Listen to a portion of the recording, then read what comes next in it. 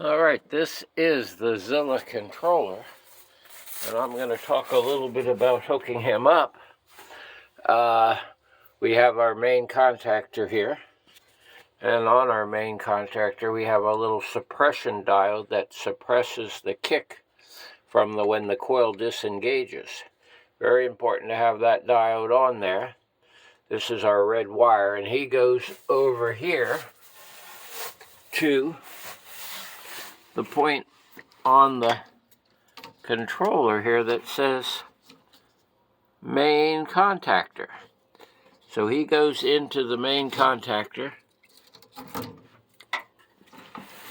We also have two throttle wires, pot in, and they're positive and negative, but it doesn't matter because our throttle doesn't have a positive and negative. And there's our throttle box. There's a bunch of different ones. We also have down at the bottom our chassis ground wire, and that goes to your 12 volt negative. And then we have an always on 12 volts. Now that is hooked to our 12 volt battery, which is always on. And then we have a main, we have our key on and our start input. And this is a little confusing, but I always just bridge those two together, the start input and the key input. The way this was that you normally had to bump the start like your old gas car. You would start it. You could turn the key on. It wouldn't go until you hit the start button. So that just needs to be bumped on for a second. I got this little wire here jumping from one side to the other, and just leave him on whenever the key is on. So that key on and off is that comes from something that turns, that when you turn your key on, you have 12 volts. So all this stuff right here is 12 volt related to the car with a chassis ground.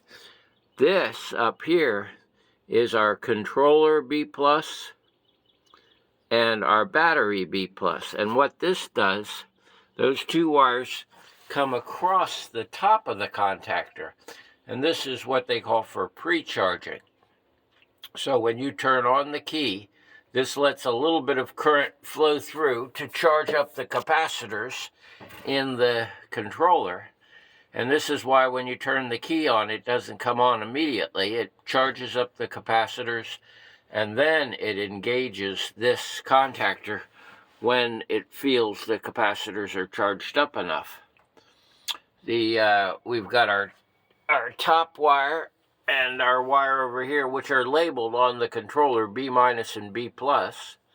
And then on the other side is our motor plus and minus, which the motor really doesn't have a plus or minus in it. The other is the battery negative over there with the black, and battery positive, which goes to the contactor. Now, the other part of the motor is just, unless you have a reversing contactor, you'll just run a wire across there, which makes the motor go in the direction you want. And while I'm showing things off, I'm going to show this fancy adapter plate that I made at the time, just to see how we could make adapter plates if we wanted to be artistic, along with our chains holding this motor. So that's about all there is. And then, of course, we got our water cooling system.